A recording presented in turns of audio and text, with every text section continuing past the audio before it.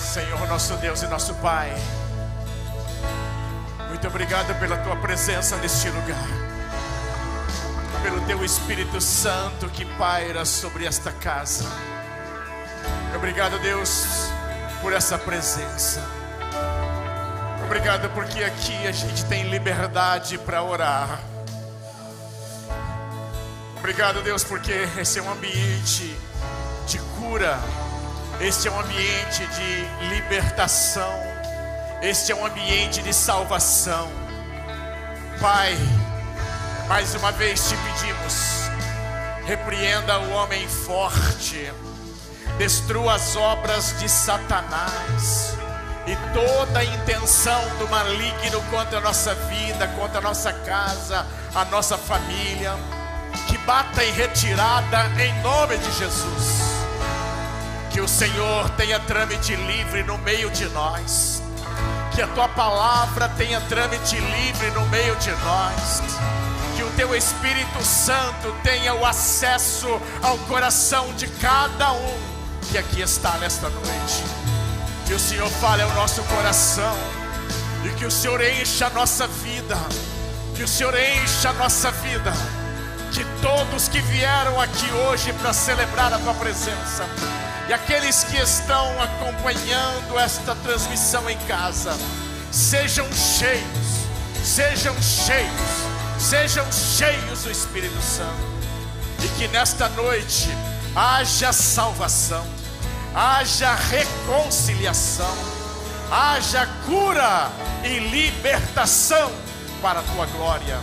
Manifesta os Teus sinais, em nome de Jesus. Amém, amém e amém. Você pode aplaudir ao Senhor?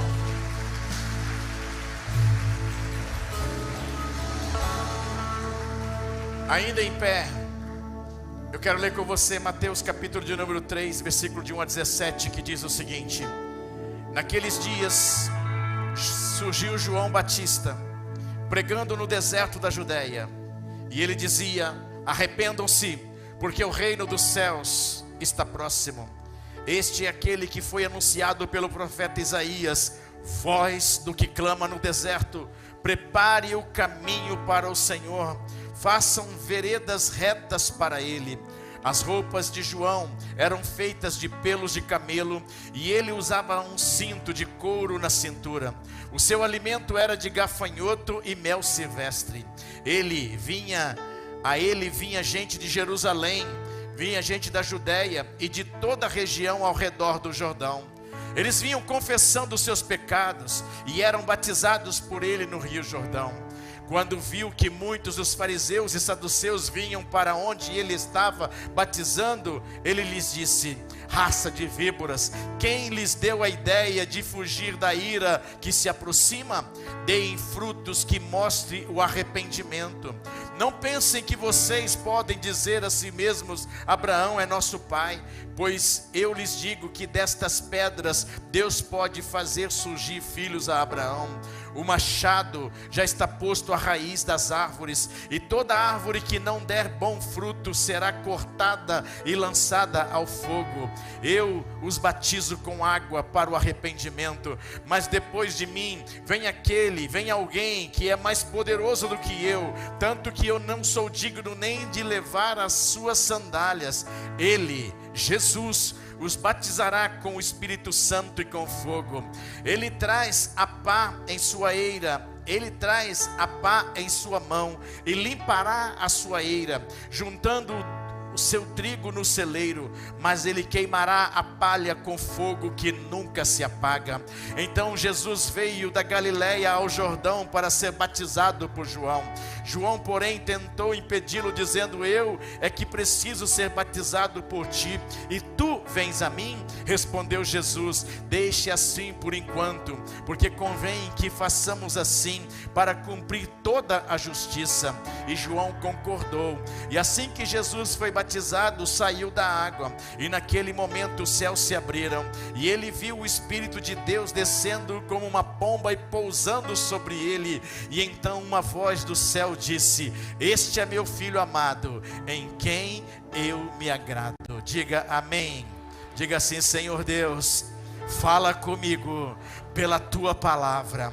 Eu quero ouvir a tua voz, em nome de Jesus. Amém, amém e amém. Pode sentar, que Deus nos abençoe nesta noite. O tema da mensagem de hoje é o plano perfeito do Pai para você. Deus tem um plano perfeito para cada pessoa.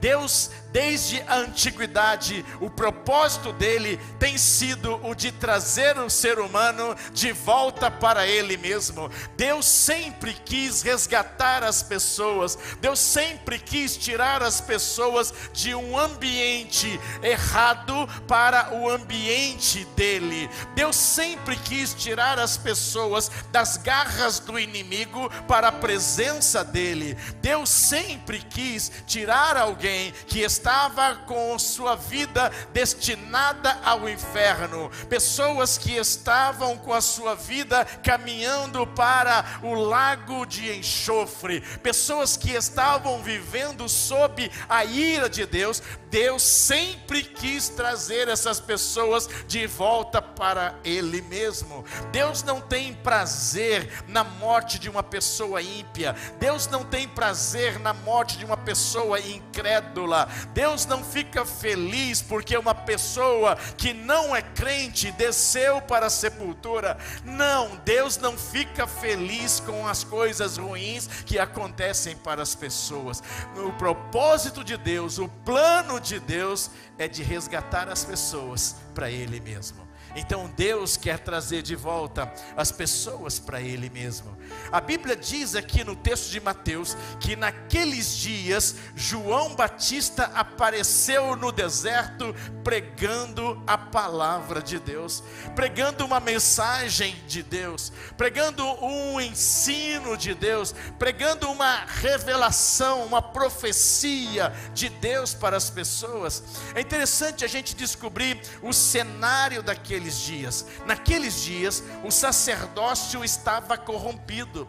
As pessoas que eram responsáveis pela religião daquele tempo estavam vivendo um tempo de corrupção. Então os saduceus, que era um partido religioso ao qual pertenciam os sacerdotes, estava corrompido. A vida deles estava rendida a interesses financeiros. Eles estavam sempre querendo mais das pessoas, tirando mais das pessoas. Eles navegavam nas orientações erradas para a vida deles e para a vida das pessoas. Eles também eram pessoas que não acreditavam nas orientações da Bíblia Sagrada. Eles não aceitavam o Velho Testamento integral como sendo algo de Deus. Eles não aceitavam as Escrituras como algo de Deus. Eles tinham dificuldades para entender que existe a imortalidade da alma. Eles não concordavam que existiam anjos ou que existem anjos. Eles não acreditavam que a ressurreição era algo que que Jesus tinha falado e que Deus já tinha mostrado isso desde o Velho Testamento. Eles tinham dificuldade com isso e eram pessoas que colaboravam com os romanos, eram pessoas que estavam sempre com aqueles que eram corruptos e fazendo as coisas erradas. Os fariseus, a Bíblia diz que eles eram pessoas cegas. Eram pessoas que tinham muita cultura, eram pessoas que tinham uma religiosidade muito aflorada, mas eles eram pessoas cegas que estavam guiando outros cegos. Eles transformaram então a religião numa plataforma de opressão das pessoas. Todo mundo que fazia parte do farisaísmo eram pessoas legalistas. Então eles tinham um legalismo pesado, um jugo pesado sobre as pessoas, e o ambiente onde essas pessoas estavam era um ambiente hostil, era um ambiente carregado. Então os saduceus e os fariseus estavam naqueles dias achando que eles estavam abafando. E aí a palavra de Deus diz que naqueles dias aparece João Batista pregando no deserto. Num contexto assim, João Batista aparece. Havia passado 400 anos sem uma mensagem profética, porque de Malaquias até Mateus foram 400 anos sem profecia, sem a voz de Deus. A voz de Deus não era ouvida. E aí quando você vai estudar, você descobre que o templo existia, havia sido reedificado.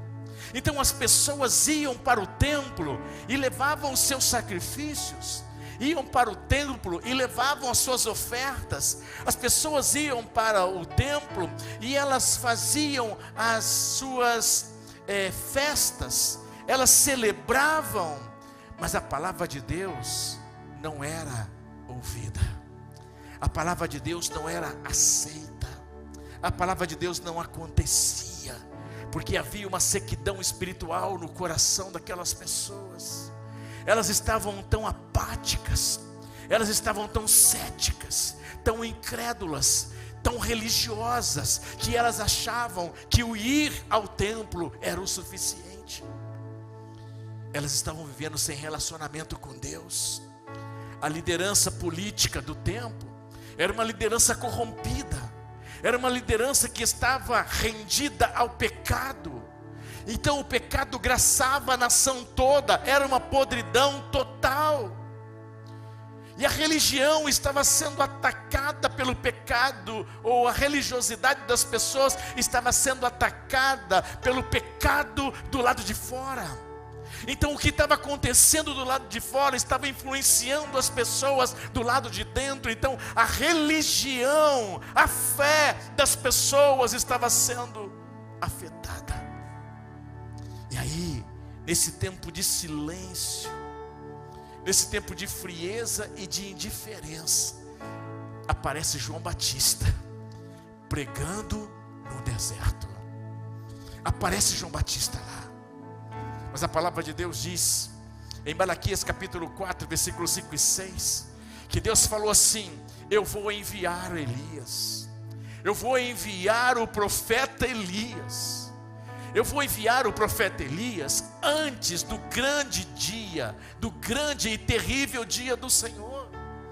E o profeta Elias fará com que os corações dos pais se voltem para os seus filhos e os corações dos filhos para os seus pais. Do contrário, eu virei e castigarei a terra com maldição. Então, nesse ambiente, surge João Batista, com o espírito de Elias, pregando para as pessoas um plano perfeito do Pai. Aparece João Batista, trazendo uma mensagem que prepara as pessoas, que prepara o caminho para aquele que vem depois dele, prepara o caminho para Jesus. Vai orientando as pessoas e anunciando às pessoas que aquele que é maior do que ele está para chegar a qualquer momento. Ele estava pregando no deserto naqueles dias, e a mensagem dele era contundente. Ele estava dizendo assim: gente, eu estou aqui para cumprir as profecias do Velho Testamento. Eu estou aqui para cumprir o que os profetas disseram acerca do Messias, o Yeshua HaMashiach. Eu estou aqui para que vocês entendam que vai chegar a hora que esse mundo sem esperança, esse mundo sem jeito, Deus enviou do céu o seu Filho Jesus para resgatar, para trazer essas pessoas de volta para Ele mesmo. E o plano perfeito do Pai começa com arrependimento. A palavra de Deus diz, em Mateus 3, versículos 2 e 6, que a mensagem que João pregava era: arrependei-vos, porque o reino de Deus, o reino dos céus está próximo. Então ele disse: vocês precisam se arrepender, porque o reino de Deus está próximo. Então a Bíblia diz que as pessoas que iam lá para ouvir João Batista eram pessoas que vinham da cidade de Jerusalém. Imagina as pessoas bacanas, imagina os políticos, imagina as pessoas muito bem vestidas, muito bem trajadas, imagine as pessoas com muito recurso, morando nas melhores casas, imagina as pessoas ricas de Jerusalém, indo até o Rio Jordão para ouvir a mensagem de João Batista. As pessoas vinham de Jerusalém, então as comitivas, os carros, eles chegavam para ouvir a mensagem. Mas a Bíblia diz que vinham também as pessoas da Judéia. E pense nas pessoas que vinham das cidades mais próximas, das cidades mais próximas, circunvizinhas, para ouvir a mensagem de João Batista. Mas a Bíblia diz que também vinham as pessoas das regiões, as margens do Rio Jordão. Agora pense nas comunidades, as pessoas mais simples, as pessoas mais pobres, as pessoas mais carentes, todas elas iam até o lugar aonde João estava pregando a palavra de Deus, trazendo uma mensagem para as pessoas. E a mensagem que ele trazia era a mensagem do arrependimento. Ele falava para as pessoas: olha, vocês precisam se arrepender, porque o reino dos céus está bem próximo. Vocês precisam se arrepender, porque o reino dos céus está bem próximo. E aí as pessoas iam confessando os seus pecados, e elas eram batizadas por ele no Rio Jordão. Mas a palavra-chave aqui é a palavra arrependimento, porque arrependimento significa metanoia, mudança de mentalidade. A palavra aqui, arrependimento, tem o seu significado literalmente na ampliação da mente. Você, quando se arrepende, você passa a ver a vida de uma forma mais ampla. Você passa a enxergar a vida sob a perspectiva do céu. Quando uma pessoa se arrepende, o arrependimento traz para essa pessoa uma visão melhor da vida e uma visão melhor dela mesma. Entenda uma coisa: no Antigo Testamento, arrependimento significava o seguinte: você virar. Ou seja, você estava indo naquela direção, e aí você virou para cá. Você se arrependeu de ir para lá. Significava retornar. Você estava indo para lá, mas você volta. Significava voltar, fazer de novo, mudar. Significava retirar-se, trazer de volta, restabelecer. Significava ser regressado, de volta para o caminho. Esse é o plano de Deus, trazer as pessoas de volta para Ele. Arrependimento não é apenas isso, ampliar a mente, mas também é mudar a sua atitude diante do Deus da vida. Porque quando você muda a sua atitude, muda a sua altitude. Quem está entendendo? Quando você muda a sua atitude, muda a sua altitude, sua maneira de pensar, a sua maneira de entender, de compreender as coisas. Então, quando Deus quer o arrependimento das pessoas, Ele quer que essas pessoas de fato mude, saia de um lugar que está e venha para onde Deus quer que esteja. Sabe, nesta noite Deus quer falar com você aqui. Quem sabe você veio aqui hoje e você precisa mudar de mente. Quem sabe você está aqui nesta noite e você precisa começar a sentir uma tristeza pelo pecado. Quem sabe você veio aqui nesta noite e você precisa deixar algumas coisas para você alcançar outras coisas. Quem sabe você está aqui nesta noite e você já entendeu que sem o arrependimento não há o perdão dos pecados. Quantas pessoas ainda vivem debaixo da condenação do pecado, porque ainda não se arrependeu das coisas erradas que vinha praticando na vida.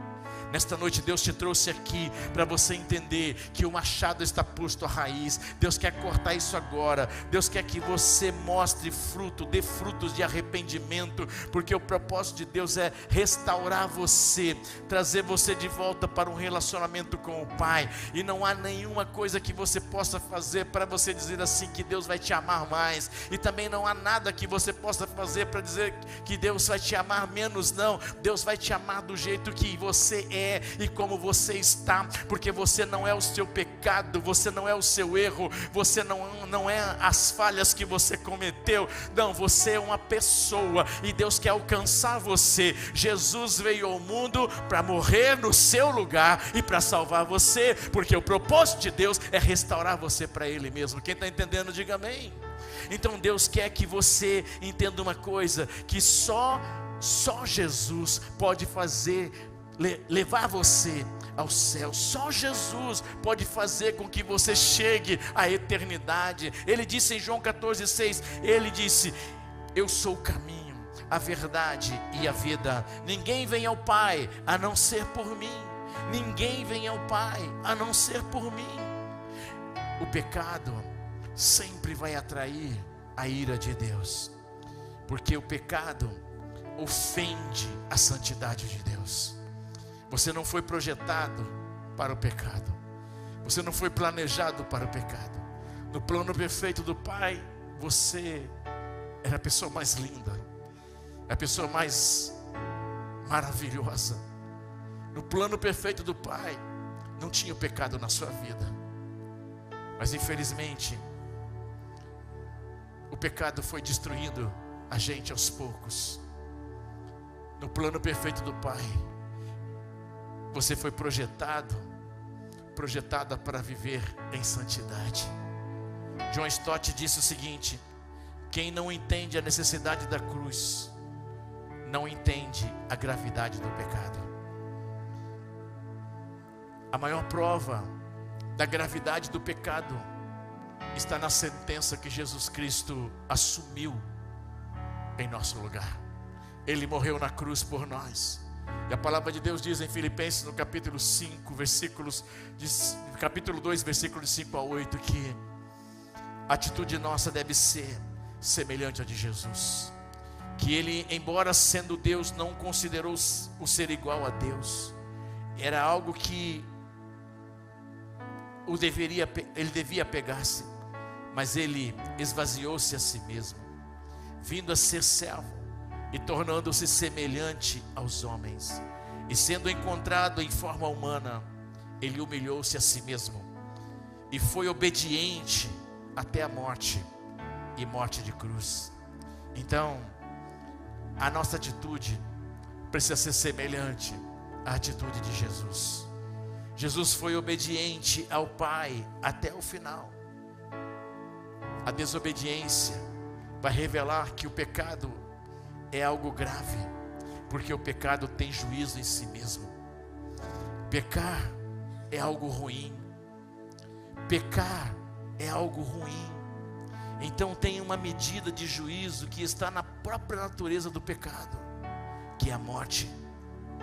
Quando uma pessoa peca, ela está agredindo a sua própria natureza, porque Deus não fez você para pecar. Quando uma pessoa peca, ela está fazendo um mal para ela mesma. Quando uma pessoa peca, ela está se autodestruindo, ela está se automutilando, ela está se autodegradando. Então o pecado é mal, porque o pecado faz mal. O pecado é uma fraude, porque o pecado promete alegria, mas ele traz a tristeza para as pessoas. O pecado é uma fraude, porque o pecado promete a vida, mas ele traz a morte para as pessoas. A Bíblia diz em Romanos 3:23 que o salário do pecado é a morte, e Deus julga o pecado. A ira de Deus está sobre o pecado. Deus não gosta do pecado. Deus condena o pecado. O pecado, a gente tem que ter um verdadeiro nojo por ele. Sabe por quê? Porque Deus não gosta do pecado. Deus ama o pecador, mas Ele odeia o pecado na vida do pecador. Então o pecado exige juízo, porque o pecado ofende a Deus, maltrata o coração de Deus. A Bíblia diz que na primeira vinda de Jesus a esta terra, Ele veio para trazer salvação, mas quando Ele voltar para levar a sua igreja, Ele vai trazer o juízo, Ele vai julgar todas as pessoas. A palavra de Deus diz em Atos 17, 30 e 31 o seguinte: no passado, Deus não levou em conta essa ignorância, mas agora Ele ordena que todos, em todo lugar, se arrependam. Todos, em todo lugar, se arrependam, pois estabeleceu um dia em que há de julgar o mundo com justiça, por meio do homem que designou. e deu prova disso a todos, ressuscitando dentre os mortos. Então, o arrependimento te conecta quando você entrega a sua vida a Deus. Ele conecta você com Jesus quando você entrega a sua vida para Deus. Quando você se arrepende, você é conectada com Deus. Você fica ligada em Deus. Por isso é que João Batista veio, e a mensagem que ele pregava para as pessoas era a mensagem do arrependimento. Ele dizia para as pessoas: vocês têm que mudar de vida, vocês têm que mudar de vida, vocês têm que mudar de vida. Tem que mudar a vida. Em segundo lugar, o plano perfeito do Pai continua com a santidade. A Bíblia diz que João chegou, no versículo 11, ele disse: e eu os batizo com água para o arrependimento, mas depois de mim vem alguém mais poderoso do que eu, tanto que não sou digno nem de levar as suas sandálias. Ele os batizará com o Espírito Santo e com fogo. Então João Batista anunciava o batismo nas águas, o batismo do arrependimento. Então as pessoas precisavam se arrepender para serem batizadas. Mas ele disse: depois de mim está vindo alguém com um poder muito maior. Está vindo alguém que vai batizar vocês com o Espírito Santo e com fogo. Então ele está falando sobre Jesus. Ele está anunciando Jesus, que estava prestes a começar o seu ministério. Então João Batista também estava prenunciando o que iria acontecer no dia de Pentecostes, quando o Espírito Santo viria e desceria sobre todas as pessoas. Porque a Bíblia diz em Atos 2, de 2 a 4, que de repente veio do céu um som como de um vento muito forte, e esse vento encheu toda a casa onde estavam assentados, e viram o que parecia línguas de fogo que se separaram e pousaram sobre cada um deles, e todos foram cheios do Espírito Santo e começaram a falar noutras línguas, conforme o Espírito Santo os capacitava.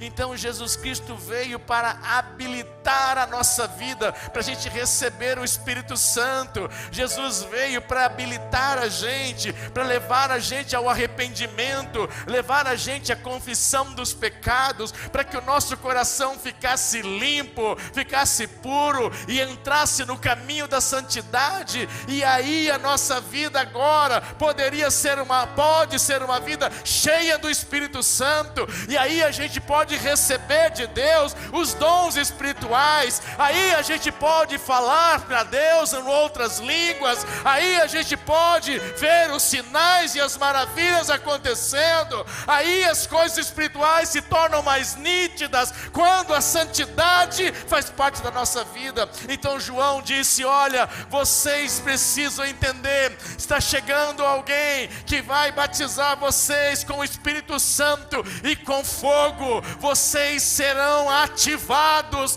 vocês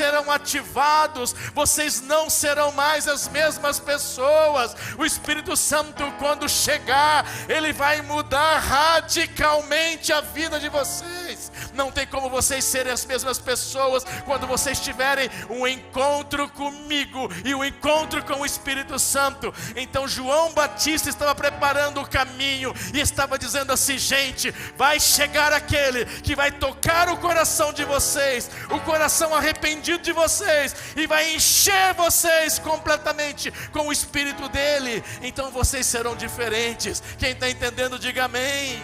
Então a partir de Jesus, você se tornou uma habitação do Espírito Santo. Ele começa a residir em você, ele mora em você. Significa que agora a santidade está perto de você, a santidade agora está dentro de você. Deus agora habita em você, ele habita em você. Você não é mais a mesma pessoa. Todas as pessoas que entendem o plano de Deus e se arrependem dos seus pecados e vivem uma vida de santidade, está vivendo exatamente como Deus espera que você viva. Primeiro é a salvação, segundo é a santidade, é a santificação. Deus te salva para te limpar, para te purificar, para te encher com o Espírito Santo. Porque quando você não está cheio do Espírito Santo, sua vida não está santa. Quando você não está cheio do Espírito Santo, você está cheio de problemas, você está cheio de dúvidas, você está cheio de limitações. Quando você não está cheio do Espírito Santo, você está vazio de Deus. Quando você não está cheio do Espírito Santo, você pode até estar cheio de pecados, você pode estar até cheio das pessoas, você está limitado, sua vida não está legal. Mas quando você está vivendo uma vida arrependida, uma vida quebrantada, uma vida confessada, uma vida em Deus, a santidade te alcança, a santidade te pega, e você não é mais a mesma pessoa. Jesus habilitou você para você ser cheio do Espírito Santo. Ele faz isso em nós, porque Ele veio para fazer a vontade do Pai. Em terceiro e último lugar, o plano perfeito do Pai para você se completa na paternidade. Repita comigo: arrependimento, santidade, paternidade. Repita assim: começa com arrependimento, continua com a santidade e completa com a paternidade.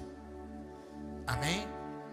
A Bíblia diz que João Batista pregava uma mensagem muito forte, porque ele dizia para as pessoas: raça de víboras, quem foi que disse para vocês que vocês são filhos de Deus?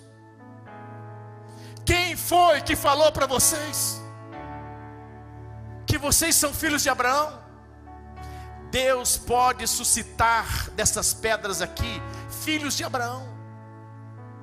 João Batista estava dizendo para eles: vocês são raça de víboras, tem um veneno dentro de vocês, tem uma coisa ruim dentro de vocês, tem uma víbora dentro de vocês. Vocês precisam se arrepender, vocês precisam entender que vem aquele que batiza com o Espírito Santo, que limpa vocês. Vocês precisam entender isso, e vocês precisam ser batizados. E aí, a fila era muito grande. Ele passava o dia inteiro batizando, a semana inteira batizando, e a mensagem era a mesma: tirar o veneno das pessoas. O pecado é um veneno. Ele disse: isso aí, esse veneno aí, a ira de Deus está sobre isso aí. O inferno está esperando as pessoas que estão envenenadas pela serpente. E as pessoas iam, e elas se arrependiam, confessavam seus pecados e eram batizadas. E um dia, Jesus estava na fila, e quando ele viu que era Jesus, ele disse: tu vens a mim? Eu é que deveria ir a ti. Aí Jesus diz: convém que façamos assim, para que se cumpra toda a justiça. E aí Jesus desceu e foi batizado. E enquanto ele estava na água, uma pomba veio, simbolizando o Espírito Santo, e pousou sobre os seus ombros. E quando aquela pomba estava ali, representando o Espírito Santo, uma voz do céu bradou: este é meu filho amado, em quem eu tenho muita alegria. Este é meu filho amado, em quem eu tenho muita alegria. No plano de Deus para a sua vida, ele se completa com a paternidade. Deus quer ser o seu pai. Deus quer ser o seu pai. Você precisa ser um filho amado, uma filha amada do Pai. Quando Jesus cumpriu a vontade do Pai no seu batismo, ele ouviu uma palavra de autoridade, uma palavra de credibilidade, de que ele é o Filho de Deus. E essa palavra, quando Deus falou para ele: é o meu filho em quem eu me agrado. Essa palavra, no sentido hebraico, ela tem a ideia de algo interminável, de algo eterno. E eu quero dizer para você, nesta noite, que assim como o Pai se agradou de Jesus, Ele se agrada de você também. E se você está aqui nesta noite e você ainda não entregou a sua vida para Jesus, esta é a sua noite de arrependimento. Se você está aqui nesta noite e você ainda não foi batizado, você precisa se batizar. Se você está aqui nesta noite e você ainda não se sentiu ou não se sente um filho amado, uma filha amada do Pai, esta noite para você se sentir amado e querido. Sabe, Jesus viveu obediente ao Pai, e é isso que Ele espera de mim, é isso que Ele espera de você, é isso que Ele espera de cada um de nós. A Bíblia diz em Romanos capítulo 8, versículo 29, pois aqueles que de antemão conheceu, também os predestinou para serem conformes à imagem de seu Filho, a fim de que Ele seja o primogênito de muitos irmãos. De muitos irmãos, de muitos irmãos. Então Jesus, Deus se agradou dele, então você também vai agradar o coração de Deus. Deus quer ser o seu Pai, o seu Pai. Talvez você diga assim: ah, pastor, sozinho eu não consigo obedecer a Deus, sozinho eu não consigo. Eu sei. É por isso que a Bíblia diz em Ezequiel capítulo 36, versículo 26 e 27, eu darei a vocês um novo coração, e eu porei um espírito novo em vocês. Eu tirarei de vocês o coração de pedra e lhes darei um coração de carne. Eu porei o meu espírito em vocês e os levarei a agirem segundo os meus decretos e a obedecerem fielmente as minhas leis. Sozinho você não consegue.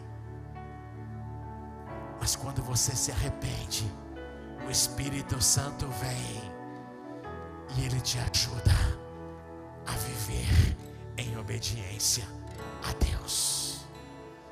O Espírito de Jesus entra em você, e assim como Jesus obedece ao Pai, você também obedece ao Pai. Quem está entendendo, diga amém. A vida de Jesus Cristo ressignifica a nossa história, muda quem somos, muda o nosso caráter, muda a nossa maneira de enxergar, amplia a nossa visão. Entenda, a vida de Jesus ressignifica a nossa vida. Aí nos movemos em uma intimidade com Deus. Quando a nossa vida é ressignificada, nós somos movidos para uma vida de abundância, uma vida de crescimento, uma vida abençoada. Hoje é dia de você receber tudo o que Jesus veio te entregar, pelo que Ele fez por você. Sabe, gente, a palavra de Deus diz em João capítulo 14, versículo 15 a 18 o seguinte: se vocês me amam, vocês obedecerão os meus mandamentos. E eu pedirei ao Pai, e Ele lhes dará outro conselheiro, para estar com vocês para sempre. O Espírito da verdade. O mundo não pode recebê-lo, porque o mundo não o vê, nem o conhece. Mas vocês o conhecem, pois Ele vive em vocês e estará em vocês.